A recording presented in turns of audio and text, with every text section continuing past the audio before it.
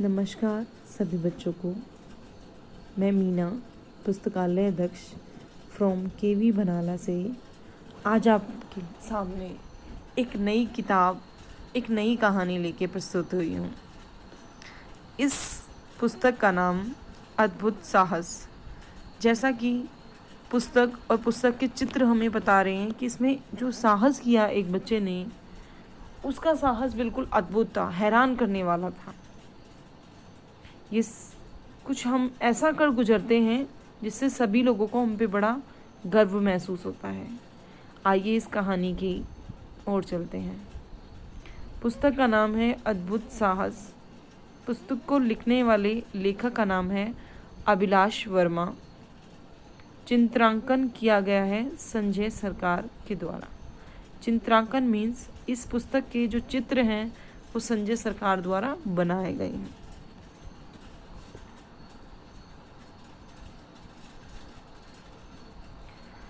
इस पूरी कहानी में एक लड़का होता है राजू। वो डरपोक और शरारती होता है, लेकिन एक दिन उसने अपने मन में दृढ़ निश्चय किया कि मुझे कुछ ऐसा करना है जिससे पूरे मोहल्ले और मेरे घर में मेरे माता पिता को मुझ पर गर्व हो। और उसने उस जो अपने किए गए संकल्प को इतने अच्छे से निभाया कि वो डरपोक लड़का साहसी में बदल गया। आइए इस कहानी को ध्यान से पढ़ते हैं। राजू सिर्फ घर में ही नहीं, पूरे मोहल्ले में डरपोक लड़के के रूप में प्रसिद्ध था। उसमें किसी गुण को ढूंढ पाना बहुत कठिन था। उसमें कोई गुण नहीं था क्योंकि वो डरपोक था, शरारती था। एक तो वह पढ़ाई में कमज़ोर था, ऊपर से उसकी शरारतें। कहा जाए तो उसने सबकी नाक में दम कर रखा था। अब ऐसे बच्चे को तो कोई पसंद नहीं करता जो शरारती भी हो, पढ़ता भी ना हो और डरपोक भी हो। कभी किसी सहपाठी पर पानी डाल देता, तो कभी पानी पीने की छुट्टी में किसी के डब्बे का खाना चुरा कर खा जाता। इन्हीं सब शरारतों के कारण स्कूल और घर दोनों जगह उसे डांट और मार पड़ती रहती। लेकिन राजू पर इसका कोई भी असर नहीं होता। तो इसका मतलब वो ढीठ भी था, जिस पर किसी बात का कोई असर नहीं होता। पास पड़ोस के सभी लोग यही कहते, एक बार कुत्ते की पूंछ सीधी हो सकती है, लेकिन राजू की का सुधरना मुश्किल है।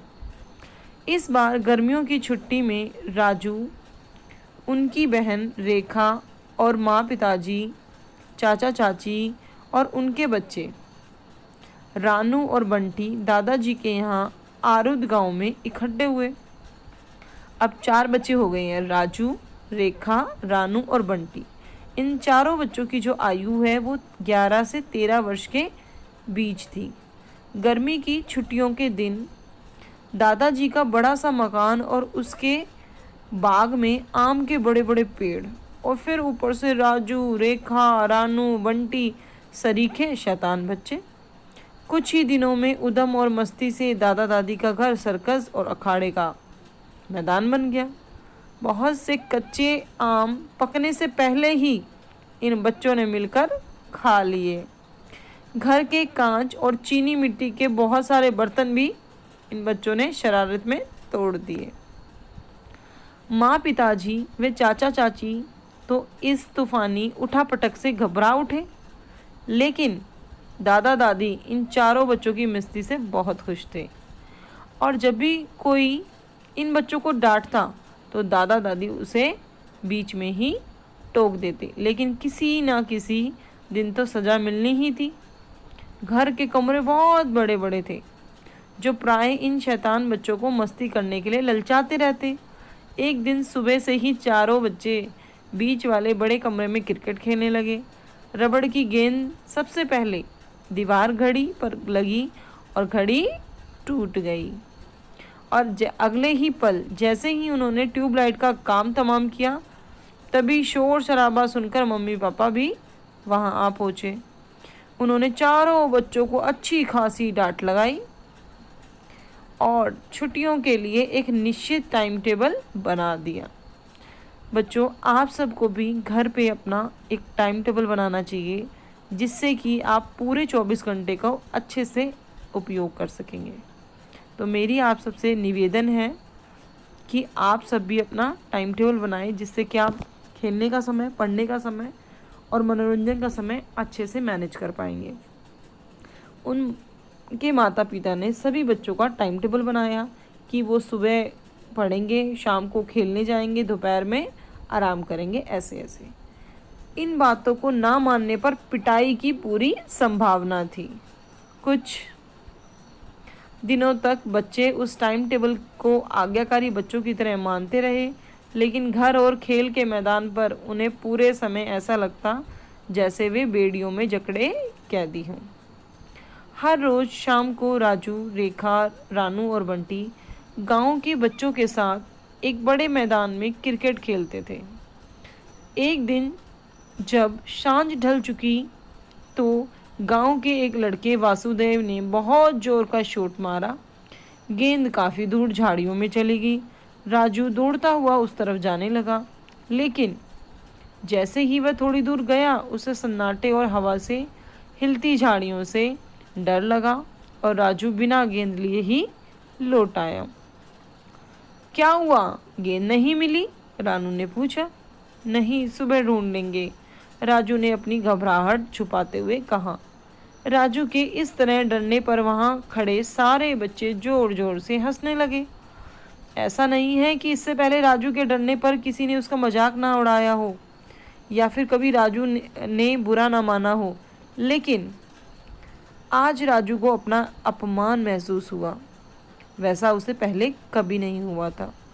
अब राजू पूरी हिम्मत से गेंद उठाने जाने लगा तो वासुदेव ने उसे रोका। अंधेरे में झाड़ियों के पास मत जाओ। लेकिन राजू का आज इतना अपमान हुआ था कि उसके अंदर की कायरता चुपचाप दुम दबाकर भाग गई। राजू झाड़ियों के पास गया और कुछ देर में गेंद को ढूंढकर ले आया। वासुदेव, जो आयु में बड़ा था, उसने राजू को समझाया, राजू, हिम्मत होना अच्छी बात है, लेकिन साथ में विवेक भी उतना ही ज़रूरी है। इस समय झाड़ियों में सांप हो सकता था और फिर वैसे भी झाड़ियों के पास और इसके आगे जाना मना है। क्यों? राजू ने पूछा। कई लोगों ने झाड़ियों से आगे एक भूत देखा है। यहाँ से करीब 3 किलोमीटर दूर एक तालाब है, उसी के आसपास एक भूत रहता है, ऐसा वासुदेव ने कहा। शाम के अंधेरे में भूत के नाम से कई बच्चे डर गए। उसके बाद सभी जल्दी जल्दी अपने अपने घरों को लौटने लगे। राजू रात भर करवटें बदलता रहा। उसे रह रहकर अपने विज्ञान टीचर की बात याद आती रही। भूत प्रेत नाम की किसी चीज का आज तक कोई भी निश्चित परिणाम नहीं मिला है। वास्तव में ये सभी बेकार के वहम हैं। फिर राजू पर एक बात पूरी तरह हावी हो गई। अगर मैं इस भूत कोए रहस्य को सही ढंग से सुलझा दूं, तो सभी लोग हमेशा के लिए मुझे बहादुर लड़का मानना शुरू कर देंगे। बस इन्हीं विचारों में खोया खोया राजू आधी रात के बाद सो गया। सुबह जब वह उठा और उसने ये बातें रेखा, रानू और बंटी से कही, तो सबने राजू को यही कहा कि वह इस चक्कर में ना पड़े। लेकिन राजू वह तो निश्चय कर चुका था। राजू के इस दृढ़ निश्चय को देख बाकी 3 भाई बहन ने भी उसका साथ देने का फैसला किया। अब इन चारों की एक टीम तैयार हो गई जो भूत का रहस्य जानने को उत्सुक थी। दोपहर का 1 बजा था। खाना खाकर दादा दादी, माता पिताजी पीछे वाले कमरे में सोने चले गए। चारों बच्चे चुपके से घर से निकलकर कुछ ही देर में खेल के मैदान में आ गए। अब उन्होंने धीरे धीरे चलना शुरू किया और फिर झाड़ियों के पास आकर रुक गए। उन्होंने चारों तरफ नज़र घुमाकर देखा। हर तरफ सिर्फ तेज़ धूप थी। इक्की दुक्की बैलगाड़ियों और घने पेड़ों के नीचे बैठ जुगाली करते कुछ जानवरों के अलावा दूर दूर तक उन्हें कोई भी नहीं दिखाई दे रहा था। चारों बच्चे झाड़ियों को पार कर आगे बढ़े। घनी झाड़ियां पार करने के बाद बच्चों को एक पगडंडी दिखाई दी। आसपास झाड़ियां और बबूल, पीपल और बरगद के पेड़ थे। पगडंडी पथरीली और धूल भरी थी। चारों तरफ सन्नाटा छाया हुआ था। बंटी तो अभी से ही घबराकर वापस लौटने की सोचने लगा, लेकिन तीनों ने उसे समझा बुझाकर आगे चलने के लिए तैयार किया। अब चारों ने पूरी सावधानी के साथ आसपास देखते हुए बढ़ना शुरू किया। थोड़ी दूर चलने पर पेड़ों का घनापन और बढ़ गया था। कहीं कहीं झिंगुर बोल रहे थे। करीब आधा घंटा लगातार चलने के बाद वो काफ़ी दूर निकल आए थे। जब उन्हें यह एहसास हुआ कि तालाब अब कहीं नज़दीक ही होगा, तो उनके दिलों की धड़कनें तेज हो गई। फिर कुछ देर और चलने के बाद रानू ने एकाएक कहा, वो देखो तालाब। चारों बच्चे स्तंभ होकर घने पेड़ों के पत्ते के पीछे धूप में चमकता हुआ तालाब देखने लगे। अचानक रेखा के मुंह से जोर की चीख निकली। वास्तव में उसके ठीक सर के ऊपर से कुछ पक्षी एक पेड़ से उड़कर दूसरे पेड़ पे जा बैठे थे। फिर कुछ ही देर में शांति छा गई। राजू ने ध्यान से उस पूरी जगह को देखना शुरू किया। पगडंडी के खत्म होते ही थोड़ा नीचे की तरफ उतरकर एक तालाब था। तालाब काफ़ी फैला हुआ था और गर्मी होने के बावजूद उसमें बहुत पानी था। आसपास बिल्कुल सन्नाटा था। ऐसा लगता था जैसे बहुत वर्षों से यहाँ कोई भी नहीं आया हो। तभी राजू को बाईं तरफ एक झोपड़ी नजर आई। जब राजू उस तरफ जाने लगा तो तीनों बच्चों ने उसे समझाया कि इतने आगे जाना खतरनाक हो सकता है, लेकिन राजू तो इस रहस्य पर से पर्दा उठाने का निश्चय कर चुका था। फिर सभी इधर उधर देखते हुए झोपड़ी के पास पहुँचे।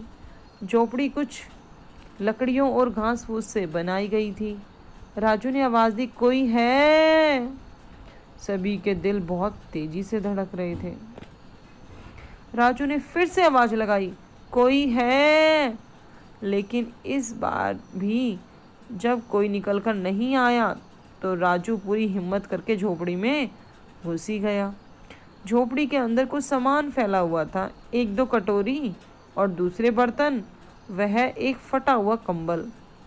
कुछ देर वहाँ रहने के बाद चारों को जब कोई सुराग नहीं मिला तो वे सभी शाम 5 बजे तक घर लौट आए।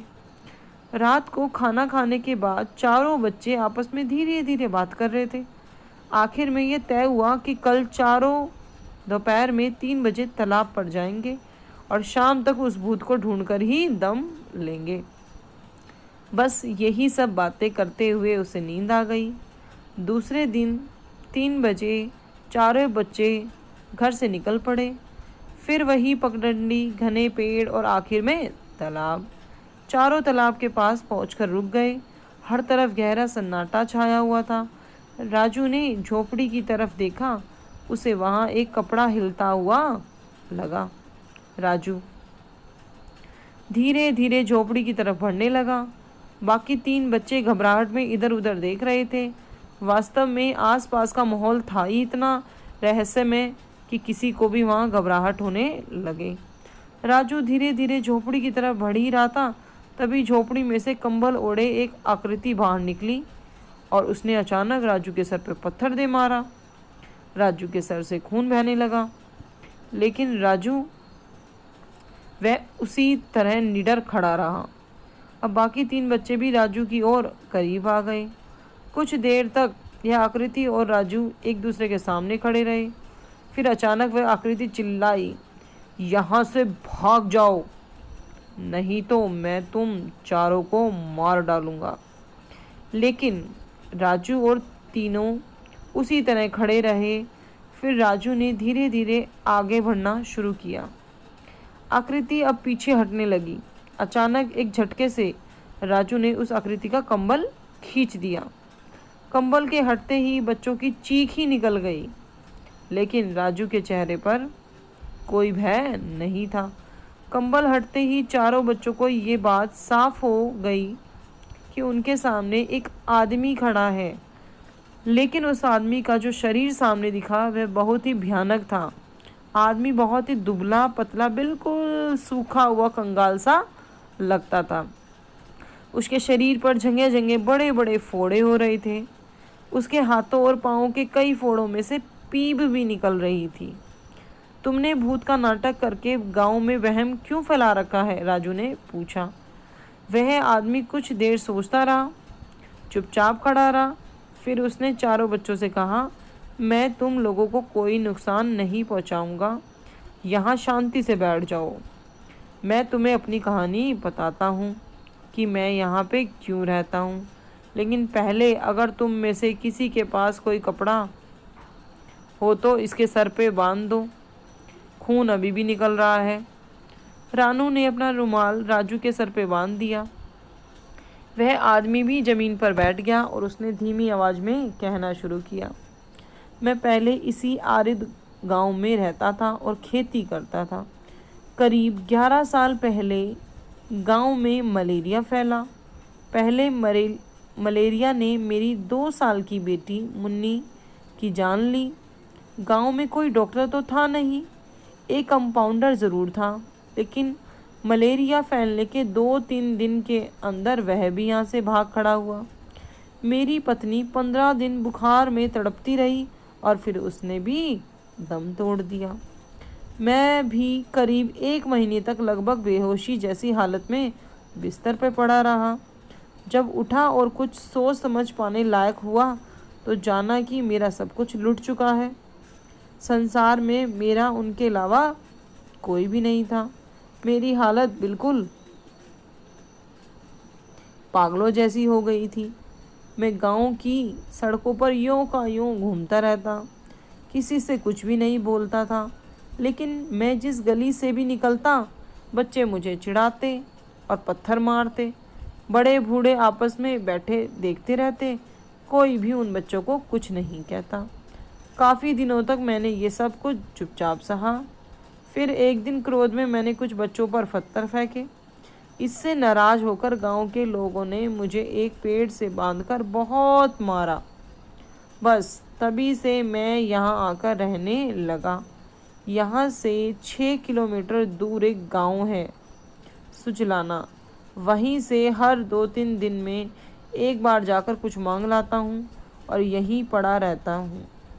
एक दो बार आरुद से आने वाले लोग इस तालाब के पास मुझे कंबल ओढ़े देखकर डर कर भाग गए। तभी से लोगों ने यही कहना शुरू कर दिया कि तालाब के पास तो भूत रहता है। अब तो ऐसा लगता है कि शायद कुछ ही दिन बचे हैं मेरे जीवन के। बच्चों ने देखा, उस बूढ़े आदमी की आंखों से आंसू झरझर बह रहे थे। आप हमारे साथ गांव चलिए, राजू ने दृढ़ स्वर में कहा। नहीं, गांव के बच्चे और लोग मुझे मार डालेंगे। बूढ़ा आदमी घबरा गया। राजू ने पूरे आत्मविश्वास से कहा, आपने वैसे ही बहुत तकलीफ सही है, अब मैं आपको और कष्ट सहने नहीं दूंगा। बूढ़े आदमी की आंखों में नए जीवन के बारे में सोचने से एक चमक सी आ गई। चारों बच्चे उस बूढ़े आदमी को लेकर गांव की तरफ चल दिए। शाम के करीब 7 बज रहे होंगे। झाड़ियों को पार करते ही ये पांचों मैदान में आ गए। मैदान में खेलते बच्चे कंबल ओढ़े व्यक्ति को देखते ही भागने लगे। तब राजू और बंटी ने जोर जोर से चिल्लाकर उनको रोका। फिर राजू और रेखा ने सभी बच्चों को सारी बात समझाई। राजू ने बच्चों से इस बात का वचन लिया कि वे कभी बूढ़े आदमी को परेशान नहीं करेंगे और इस बात का भी ध्यान रखेंगे कि गांव का कोई बच्चा इन्हें परेशान ना करे। फिर चारों बच्चे बूढ़े आदमी को लेकर अपने घर आए। घर पर सभी लोग इस बात को लेकर चिंतित हो रहे थे कि बच्चों ने आज शाम घर की चाय भी नहीं पी। इसका मतलब ज़रूर ये लोग धूप में ही कहीं निकल गए होंगे। लेकिन जब उन्होंने बच्चों के साथ एक बूढ़े आदमी को देखा तो वो अचंभे में पड़ गए। राजू ने आशा भरी नज़रों से दादाजी की ओर देखते हुए कहा, दादाजी, ये इसी गांव के व्यक्ति हैं। कुछ साल पहले इनकी पत्नी और बेटी की मृत्यु हो गई थी। गांव के लोगों ने इन्हें बहुत परेशान किया, इसलिए ये पिछले कई सालों से तालाब के किनारे अकेले रह रहे हैं। अब हम इनके लिए क्या कर सकते हैं? इन्हीं को सब तालाब वाला भूत कहते हैं। दादाजी गांव के प्रतिष्ठित व्यक्ति थे और सरपंच और दूसरे बड़े लोगों उनका कहना मानते थे। दादाजी ने सबसे पहले तो बच्चों की बहुत तारीफ की कि उन्होंने इतनी हिम्मत का काम किया। फिर उन्होंने कहा, मैं अभी सरपंच और गांव के लोगों से बात करता हूँ ताकि वह व्यक्ति गांव में दोबारा बच सके, लेकिन पहले इसे डॉक्टर के पास ले जाकर अच्छी तरह इसका इलाज कराना ज़रूरी है ताकि वो पूरी तरह से स्वस्थ हो सके। रात होते होते यह खबर पूरे गांव में आग की तरह फैल गई कि भूत का रहस्य खुल गया है। वह कोई भूत नहीं है, गांव का ही एक पुराना आदमी गोपी है। दूसरे दिन गांव के लोगों की एक आम सभा बुलाई गई। गांव के लोगों ने इस बात का ध्यान रखने को कहा कि गोपी की सहायता करें। वह बच्चों को समझाएं कि उसे परेशान ना करें जैसे पहले परेशान किया गया था। गोपी को उसकी 6 बीघा ज़मीन और मकान वापस दिलाए गए। कुछ ही दिनों में गोपी बिल्कुल स्वस्थ हो गया। बच्चों के इस अच्छे काम के लिए गांव के लोगों ने एक शाम उनका सम्मान किया। सरपंच ने राजू और तीनों बच्चों के अद्भुत साहस की बहुत प्रशंसा की। बाकी तीनों बच्चों तो कार्यक्रम में मस्त थे, लेकिन राजू, उसके साहसी होने की मंच पर जो प्रशंसा की जा रही थी उससे उसे अब कोई मतलब नहीं रह गया था। राजू ने मंच पर ही एक और बैठे गोपी की आंखों में झांक कर देखा। फिर उसे अपने अंदर बहुत गहराई से महसूस हुआ कि शायद पहली बार जीवन में मैंने कोई अच्छा काम किया है। इस पूरी कहानी से हमें ये शिक्षा मिलती है कि कोई भी डरपोक व्यक्ति अगर ये दृढ़ निश्चय कर ले कि मुझे कोई अच्छा काम करना है, तो ये संभव है कि वो कोई भी मुश्किल से मुश्किल काम कर सकता है। हमने इस कहानी में देखा कि किस तरह एक शरारती, जो बच्चा पढ़ता भी नहीं था, शरारती भी था और दूसरों के टिफ़िन से खाना भी चुरा के खा जाता था, मेहनती भी नहीं था, डरपोक था, वो बच्चे ने एक इतना बहादुरी का काम किया कि पूरे गांव में उसकी प्रशंसा हुई। इसलिए हम सब बच्चों को भी मिलकर बहादुरी से हर चीज़ का सामना करना चाहिए। इसी के साथ कहानी समाप्त होती है। धन्यवाद बच्चों।